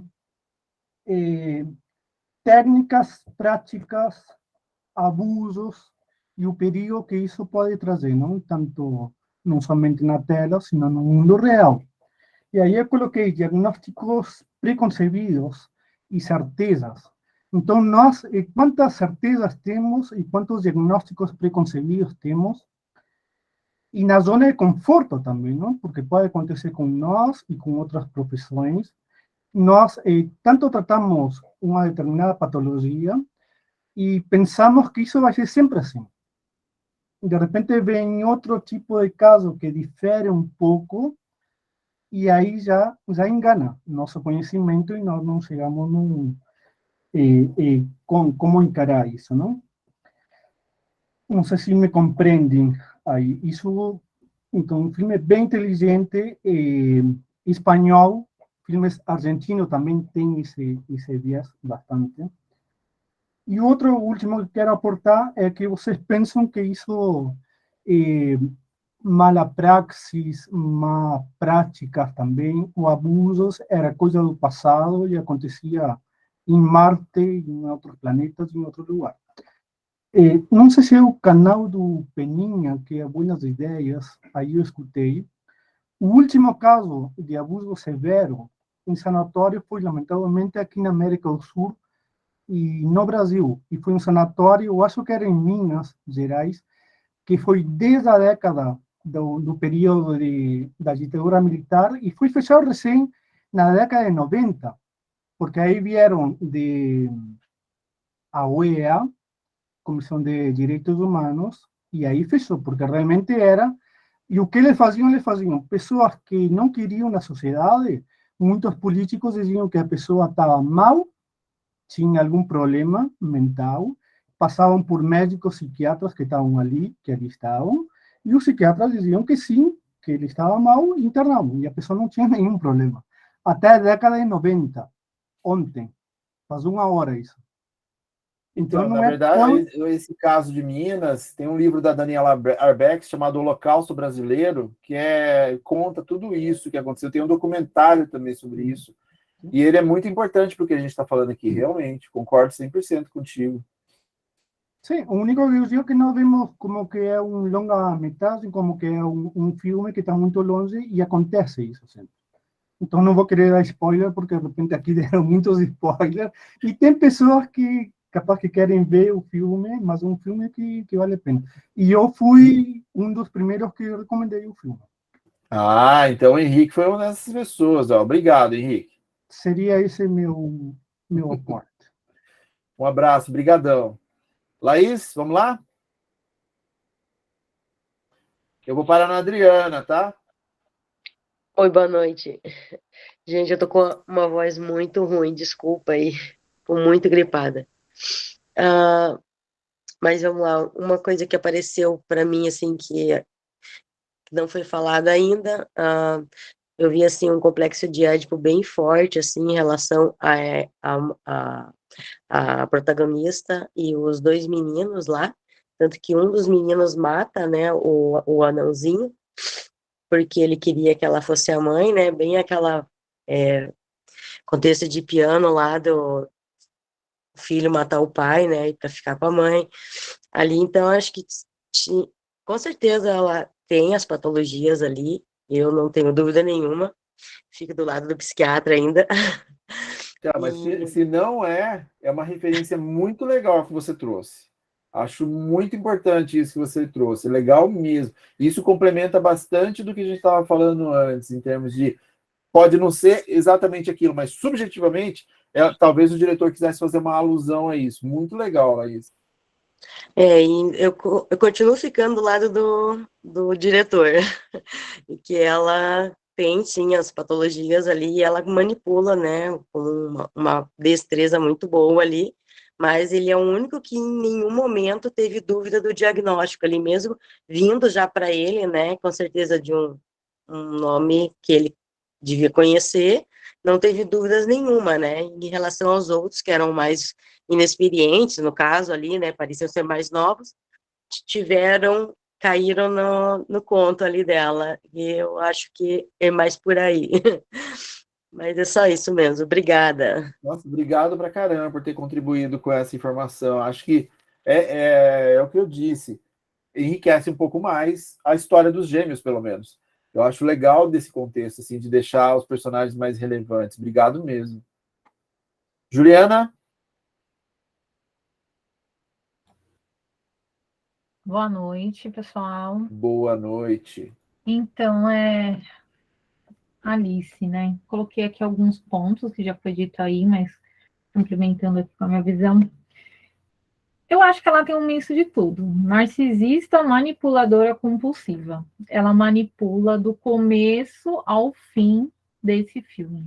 Aí você torce por ela, daqui a pouco você tá com raiva da pessoa, e daqui a pouco você torce de novo e daqui a pouco você tá com raiva. Então ela consegue, inclusive, manipular quem assiste. Porque você muda ali várias vezes de sentimentos por ela, e aí você vê, eu vejo que ela manipulou muito, né, a vice-diretora. Desde o começo ela começou a manipular ela, e esse perfil dela, manipulador e compulsivo, veio muito já, eu acho que ela já veio muito pronto ali, né? Ela já trouxe aquilo muito pronto. Ela já sabia tudo que estava na carta, tanto que ela fala para o doutor, deixa eu ver se eu lembro o nome dele, Aureliano, né? Eu acho que é Aureliano, alguma coisa assim. E olha, eu sou assim, assim, assim, faço isso, isso, isso. Então, ele colocou aí na carta tudo que eu pedi para colocar, né? Como uma boa narcisista, tudo que muito eu, ela só coloca muito eu, assim, para eu poder estar aqui. E aí eu fiquei pensando, né? Nessa final, aí eu falei, caramba, essa mulher é muito manipuladora, muito, porque ela conseguiu manipular ali o júri no final para saber se realmente ela tinha alguma patologia ou não, se ela estava tipo certa ou errada, né? E aí você fala, bom, puta, ela é a louca do rolê, né? Daqui a pouco entra o cara lá e você fala, pô, meu, e você se perde até nessa hora, né? Até na hora que ela vira para a câmera assim, fica essa incógnita na cabeça da gente. Mas eu acho ela muito manipuladora, eu acho que ela manipulou todo um contexto ali. Eu não fico do lado do doutor, do diretor, embora eu acho ele muito sacana pela parte do dinheiro e tal, mas eu acho que ela manipulou todo mundo. Ela manipulou os gêmeos, ela trouxe os gêmeos para ela, né? Com essa referência da mãe.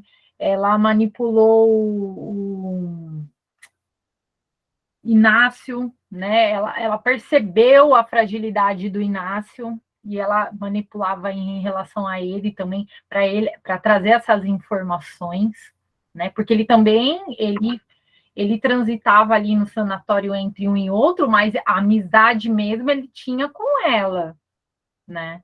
Então, assim, é a minha visão.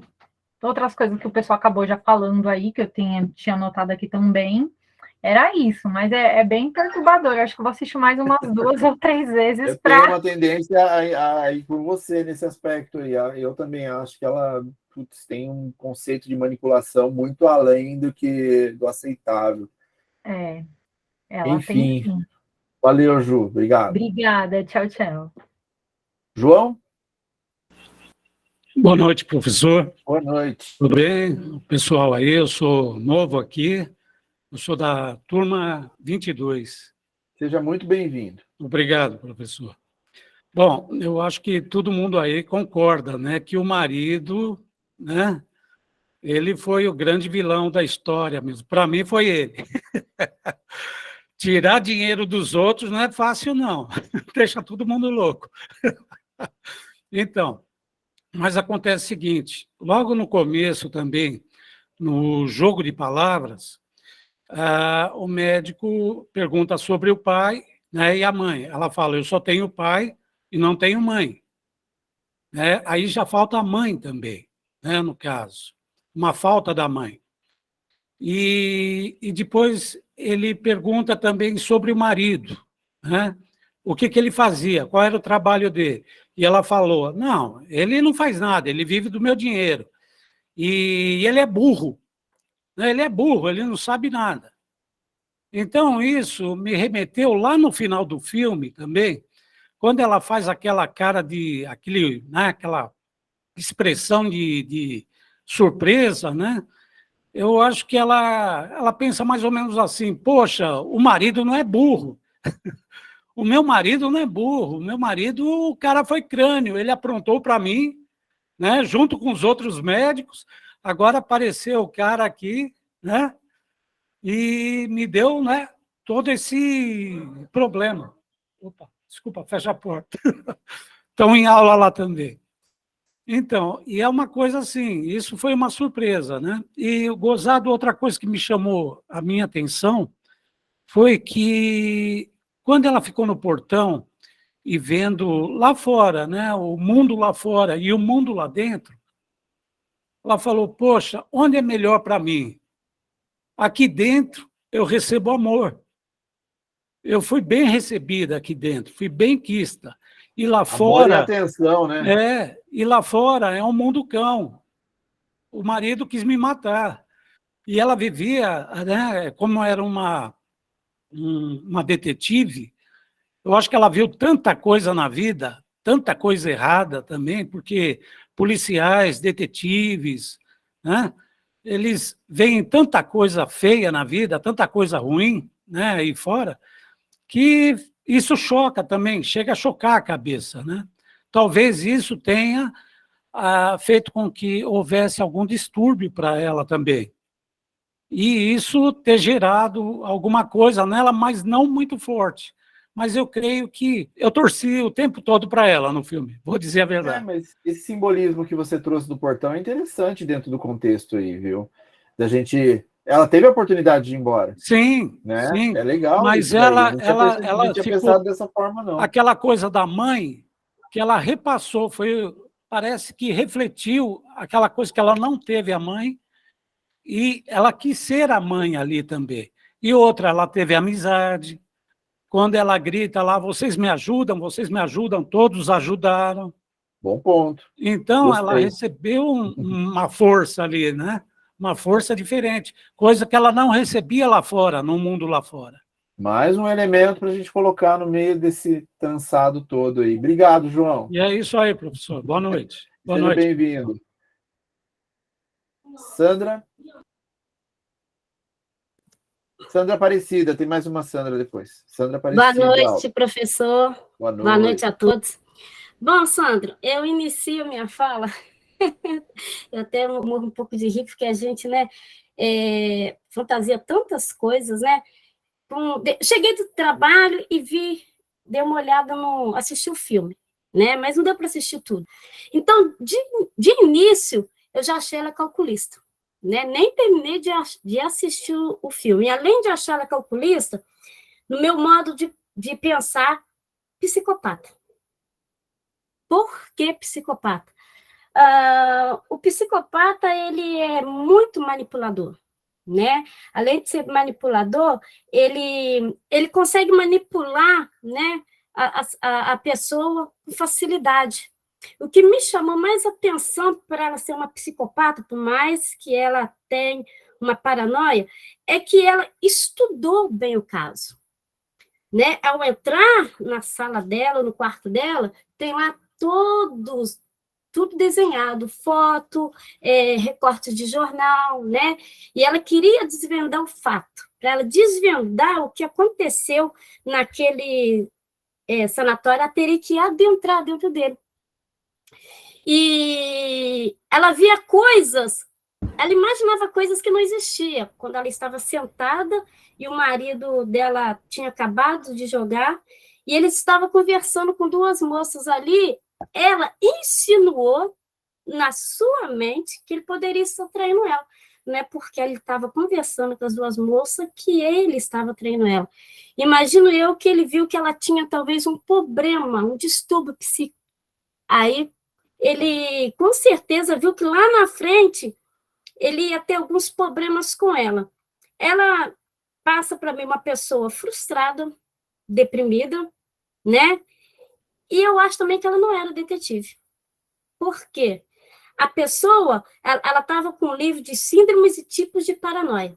A pessoa que muito se estuda, ela pode desenvolver uma personagem que ela não é, uma profissão que ela não é, né? Então, de tanto ela estudar esses livros, ela poderia, no inconsciente dela, pensar que ela era realmente uma detetive, porque ela era milionária. Teve uma parte do filme que ela falava que o marido dela é burro e estava gastando o dinheiro dela. Ela não precisava trabalhar se ela não quisesse, né? E teve eu assisti até na parte do filme que ela estava perante todos os médicos ali e ela conseguia convencer a pessoa facilmente, né?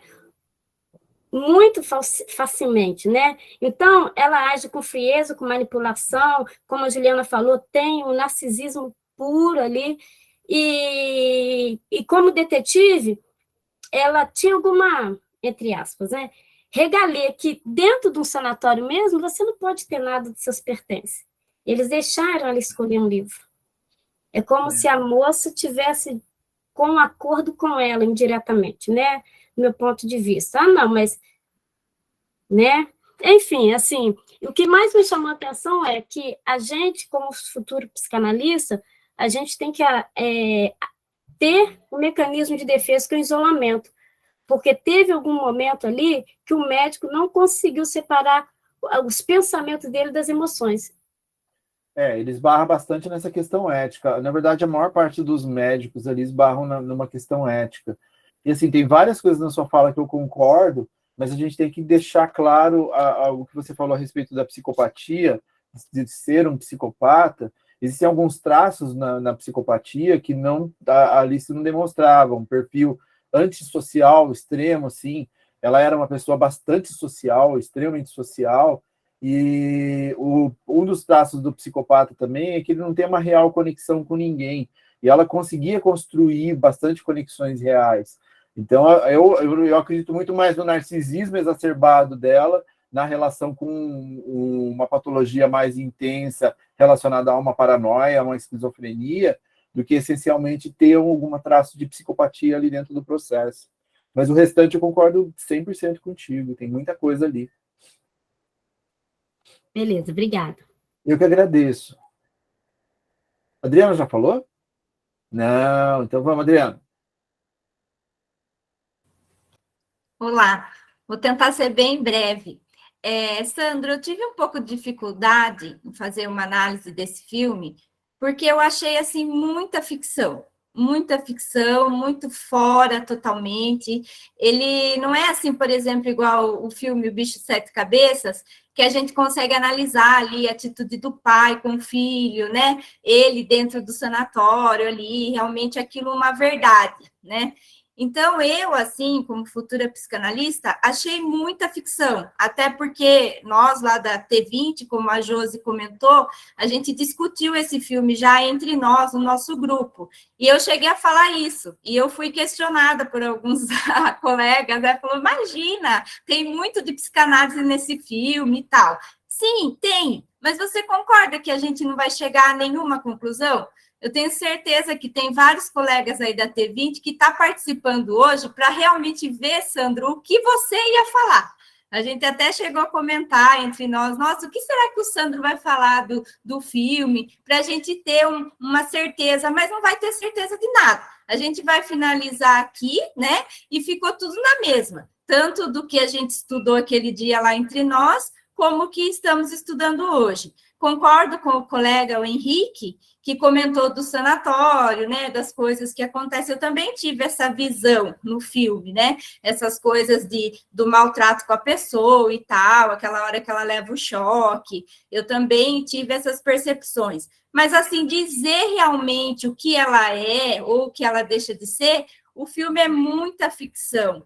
Eu, particularmente, vou ser sincera, porque eu acho que é o que vale, né? A psicanálise, ela trabalha com a verdade. Eu não gostei, entendeu? Eu não gostei desse filme, tipo assim, a sentido de estudar ele, entendeu? Na psicanálise. Eu gostaria de estudar a psicanálise com uma coisa, assim, mais verdade.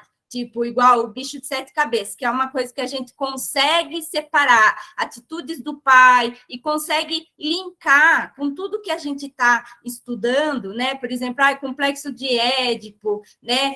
Várias coisas, mecanismo de defesa, atitude daquele pai perante o filho, os erros que estava cometendo, o que ali podia ter sido diferente, né? Os sentimentos que o filho teve. Desculpa, até estou citando outro filme, talvez tem gente que não assistiu, mas é que é um contexto assim, totalmente diferente. A gente está trabalhando com uma verdade e com atitudes reais, né? Agora, ali com a Alice, você mesmo falou aí várias vezes na sua fala, é uma coisa que ultrapassa, né? É uma coisa ali que às vezes não tem uma verdade. E no final deixa você totalmente que você não consegue saber se ela era, se ela não era. Então, assim, lógico, amei estar aqui com vocês hoje, é ótimo. Tudo é maravilhoso para a gente discutir, mas eu gostaria de falar a minha verdade, entendeu? E a minha verdade é essa. Mas, Adriana, tem que falar mesmo. A gente está aqui para isso, poxa. E assim, a gente tem que pensar na fantasia que o filme proporciona. E assim, a gente tem que ser honestos, nós temos que ser honestos com algumas coisas, igual a Adriana foi. Ele é um filme de mistério, com pano de fundo, que é elaborado dentro de um sanatório. E tem alguns elementos de saúde mental. Então, a gente pega esses elementos, vamos jogar aqui, vamos debater, etc. e tal, mas ele é muito mais um filme de mistério. Eu comparo muito com Ilha do Medo. Eu não vou contar Ilha do Medo, porque se vocês verem Ilha do Medo, é um pouco diferente. Existe um porquê aquela estruturação dentro do personagem do Leonardo DiCaprio. Toda a fantasia em volta daquele personagem tem uma organização para um fim real, e que mesmo assim, o final, ele nos deixa claro o que aconteceu. Sim. Assim, eu concordo com a Adriana em muitos desses aspectos. E, assim, vamos ver como uma fantasia, vamos ver como uma peça de entretenimento, mas é muito mais um filme de mistério do que um filme efetivamente da relação com a saúde mental. Tem um momento lá em que a personagem está falando com os psiquiatras e ela fala alguma coisa e ele responde com o subconsciente na relação com Freud. Então, talvez precisasse de uma amarração realmente melhor se quisesse estruturar realmente um saber a respeito daquela patologia. Mas as conjecturações, elas passeiam por aí no filme. E serve para a gente debater. A gente debateu um monte de conceitos aqui que são importantes dentro da psicanálise. Mas sim, eu concordo contigo que assim, é um filme de mistério com um pano de fundo de saúde mental. Legal, beleza. Mas tem que falar, Adriana. Pode trazer. Não, mas assim, Sandro, que fique bem claro, não é que eu não gostei do nosso encontro, muito pelo contrário, eu amo todos os nossos encontros, mas assim, o meu conceito do filme é que uma ficção, entendeu? Então, para a gente discutir uma coisa dentro da psicanálise, eu acho que até a gente também começa a fantasiar ali a respeito da Alice, do médico, sendo que é uma ficção, não é uma coisa real que dá para a gente ter um norte, entendeu? Mas, assim, o nosso encontro, quero que você saiba que eu amo. Eu só não concordo, assim, porque eu vou ficar na mesma, né? Eu sei que tem outros colegas aí da nossa turma que tá aqui para tirar uma conclusão e também a gente não vai ter conclusão. Nós não vamos ter conclusão hoje. Não, pode ter certeza que não teremos. Teremos conjecturas. Obrigado, Adriana. Fala mesmo, fica à vontade. Obrigada.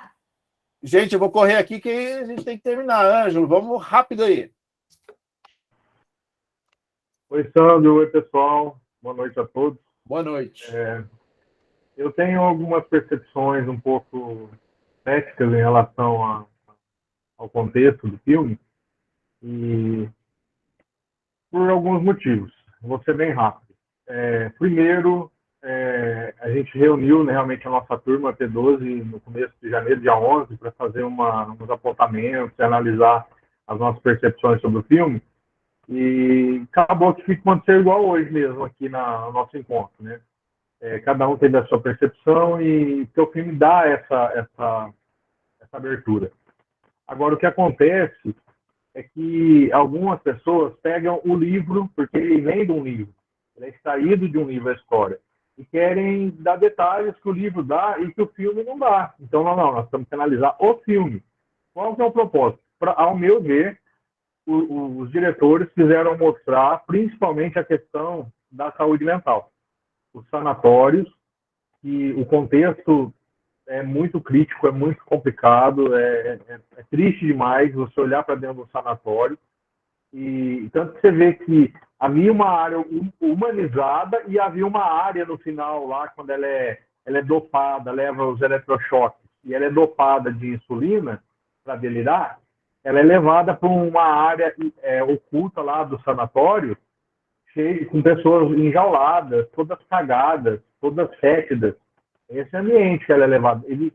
Então não existe humanização. Ali era uma coisa para mascarar para a sociedade. Infelizmente, pode haver exceção, mas hoje em dia foi muito pior no passado, né?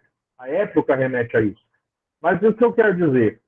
Ela era uma detetive. Eu acho que o olhar tem que ser partir daí. Ela era uma detetive. Ela tem que incorporar uma personagem para convencer a internação dela. Então, ela é contratada pelo pai do menino que supostamente morreu lá.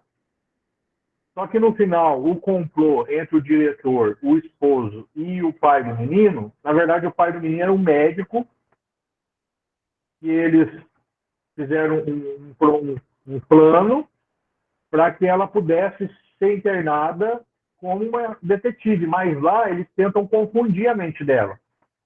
Tanto que quando ela percebe que o diretor não estava por dentro do esquema, no sentido de ali dar o apoio por trás para ela investigar, porque na mente dela, ela foi contratada e tudo estava certo. Ela ia viver como uma internata, mas o diretor sabia que ela estava ali com um propósito. Mas ele muda e tenta confundir ela diante de todo mundo. Só que o detalhe que me chama a atenção, que os dois outros mais novos lá, o que faz a anamnese dela para internar ela, e a vice-diretora, vão investigar na delegacia e na casa dela e descobrem que tudo que ela falava era verdade. Ela foi roubada, as contas esvaziadas, a casa existia, realmente ela era uma detetive. Então, ela estava fazendo um papel. É complicado você analisar um papel de uma profissional que entrou lá para isso. Pode ser que, em uma análise pessoal, analisando a pessoa, não a personagem que ela incorporou, ela tenha coisas a serem descobertas ali. Mas é complicado, eu acho que parte para a ficção. Para finalizar, me chama a atenção o dinheiro 20 vezes maior do que deveria ser a internação dela, e a vice-diretora acha o recibo na gaveta do diretor. Isso ficou muito mal explicado, concordo 100% contigo. Então, você percebe que houve um complô. O homem que contratou ela era o pai de um suposto menino, um rapaz que morreu lá dentro, mas depois ele se passa por um médico, psiquiatra, aliás, um médico, pessoal dela, que a encaminhou para lá. E ele ajuda a confundir todo mundo, depois, inclusive, confundir ela. Quer dizer, o que eu vou fazer? Quando ela descobre que o diretor estava jogando ela para confundi-la, ela tem aquele surto, mas ela estava ali para salvar a vida. Quando ela tem a chance de escapar e ela volta porque eu acho que ela teve altruísmo por aqueles que ela teve aquele convívio naquele tempo, somente pelos meninos, o amigo e tudo mais. São as minhas percepções, eu acho muito complicado. É um filme que eu acho que é chover no molhado. Ele não vai levar a lugar nenhum. cada Não, um mas vai é uma visão boa que observar você uma coisa. trouxe, ô Ângelo. Legal. A gente não vai sair daqui com uma resposta, Não não. A vai. gente vai sair com um monte de De perguntas. verdade, Sandro, eu tento olhar com um olhar analítico, mas eu não consigo analisar uma personagem que ela incorporou, porque ali ela está fingindo ser uma É um coisa que excelente ela não ponto. é. É um excelente ponto. Ela criou um personagem, Ela é ela uma estudou profissional. algo para se tornar algo. É um excelente ponto. A carta foi ela que escreveu, ela forjou tudo, ela criou tudo aquilo. Aquela internação foi algo pessoal que ela concordou de estar lá. Agora, o que leva uma pessoa a ser uma investigadora e chegar ao ponto de sujeitar um trabalho desse? Aí sim eu gostaria de ter a chance de olhar para ela com esse olhar analítico e tentar entender o que leva uma profissional a chegar ao ponto que ela chegou de se internar dentro de um sanatório. Seria interessante, né? Uma história contando a história dela antecipada, né? Mas eu vou ter que cortar, Ângelo, porque então o Fabrício vai me matar. Não, Desculpa. obrigado. Abraço. Eu que agradeço. Lu, se for super rápido, vamos embora. Lu. Oi, eu? Se for super rápido, vamos aí. Não, é rápido, não demora não. É que eu fiquei em dúvida com algumas coisas, assim, por exemplo, eu achei que o filme deixou confuso de propósito, na minha visão, porque queria que a gente enxergasse como é difícil a gente perceber quando uma pessoa, se ela está delirando ou não. Eu acho que não, eu até queria perguntar a você, como perceber se uma pessoa está delirando ou não? Eu acho que o filme quis mostrar isso, o quanto não é fácil você identificar um delírio de uma... Não sei se a pessoa está... Que eu achei muitas das vezes que ela estava delirando, sim. Mas essa é uma pergunta super legal, Lu. A resposta mais simples é assim, a gente tem que lembrar que a gente sempre fica... esses personagens psicopatas, perversos, que o cinema coloca pra gente, eles sempre são feitos para nos impressionar de alguma maneira. Mas a clínica é uma clínica de neuróticos.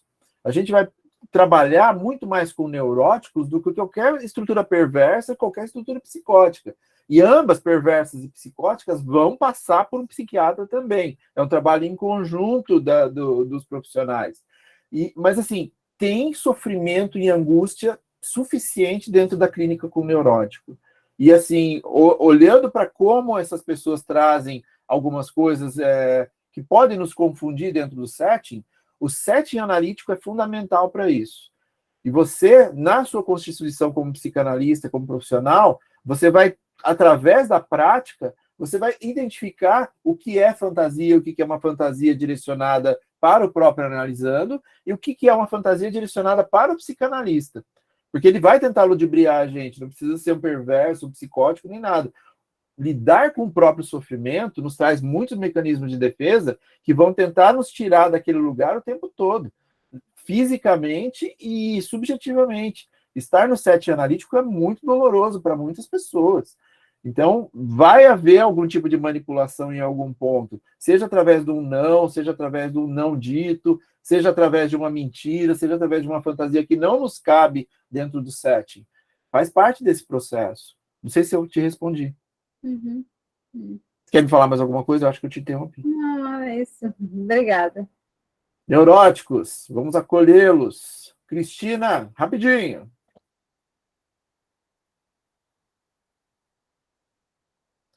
Não estamos te ouvindo, Cristina. Você está com mutado o seu... Opa, boa noite. Opa, vamos lá. Eu vou falar rapidinho. Diante de todas as visões aí que todo mundo colocou, eu acho que a gente assistindo 1000 vezes, a gente vai chegar a um monte de coisa, né? Enfim, aí eu senti, assim, o lado de afeto dela foi muito, assim, estranho. A gente via que ela tinha afeto por alguns pacientes lá, e, na verdade, ocorriam mortes, né, por conta de afeto. E aí a gente não tem, assim, a clareza, né, que eu sinto nas entrelinhas, que, na verdade, quem sabe ela não manipulou também as situações para que ocorressem essas mortes, para ela sentir prazer no que ela gostaria de fazer e não tinha coragem, e os outros, né, Uma forma de acabavam... sublimação, você está dizendo? Que interessante. E o lado perverso dela também, né? Que ela se Interessante. satisfazia com aquela situação porque ela queria matar o afeto, mas ela não tinha coragem, né? Porque desde então, até o marido dela, né? Até o esposo dela queria matar ela e coisa e tal, e daí talvez ela trouxe várias frustrações em relação ao afeto, né? Porque as Legal mortes demais. ocorriam, não é? Ocorriam por afeto. É outra percepção que a gente tem que trazer assistindo o filme pela 10ª De vez e olhando. novo, Mas, várias e várias obrigado vezes. demais, Cris, por ter contribuído com essa possibilidade. É interessante. Há prazer no desprazer, né? A gente fala o tempo todo sobre isso, né? Muito E legal. querer matar, né? Querer matar aquilo que machuca, né? Muito bom. Obrigadão. Obrigada. Sandra Neto. Cadê a Sandra? Olá, Olá. boa noite. Estão me escutando? Sim. Obrigada. Eu vou junto com a Lu aí e com o Henrique também, tendo uma visão mais ampla assim da psicanálise. Para mim foi o melhor filme, que ele coloca você realmente para pensar, usar a tua percepção e o teu pensar mesmo. Porque que eu estudo, a psicanálise, ela tem uma continuidade, ela não tem uma resposta, né? Cada caso é um caso. Então, e o meu diagnóstico ali é esquizofrenia. Obrigada, Sandro. Boa noite. Eu que agradeço, Sandra. Brigadíssimo pelo. Eu penso muito parecido com você também. Estou no seu caminho aí. Jussara, vamos lá?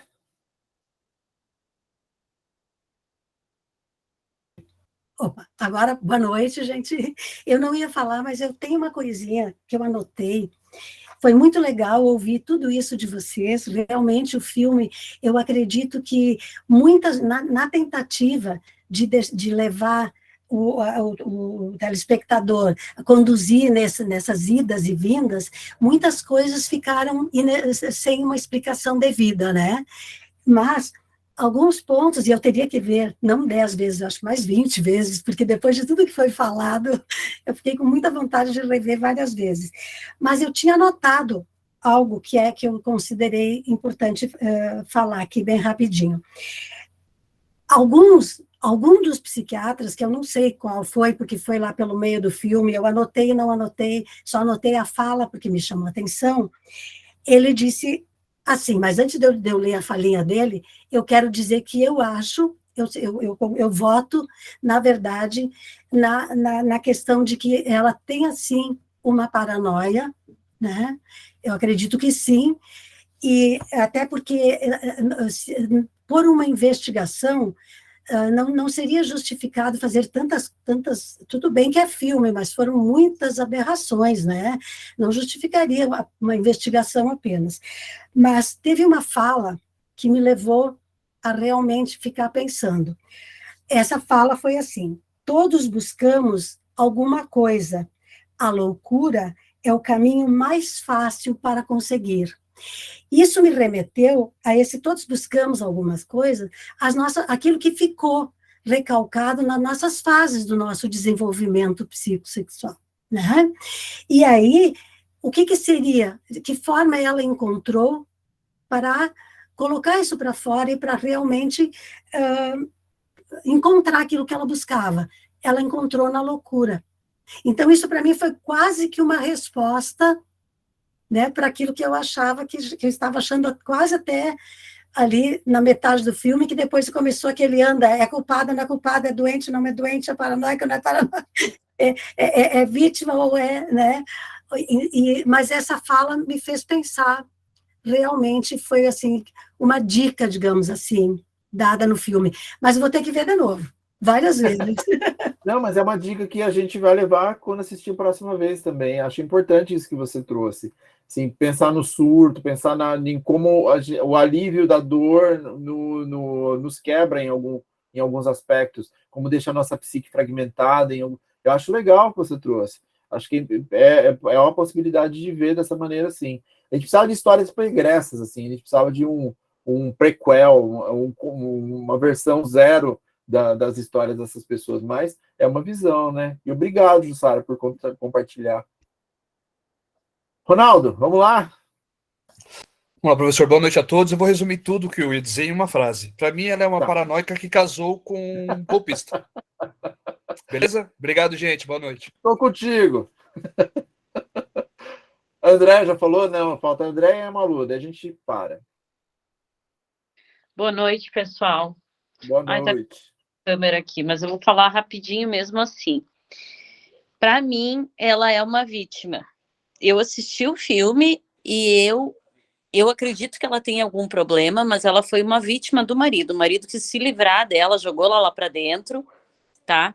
E quando ela se dá conta disso, ela escolhe ficar. Ela vê que lá dentro ela tem amor, ela tem carinho, um pouquinho do que o colega falou antes, e que lá fora ela não foi acolhida.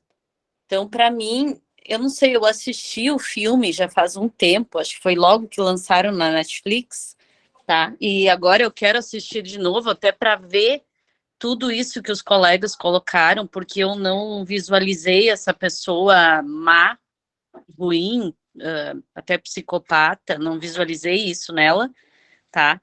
Para mim, ela tem um problema, claro, não sei qual é, mas realmente, assim, ela foi uma vítima do marido. É isso. Boa noite.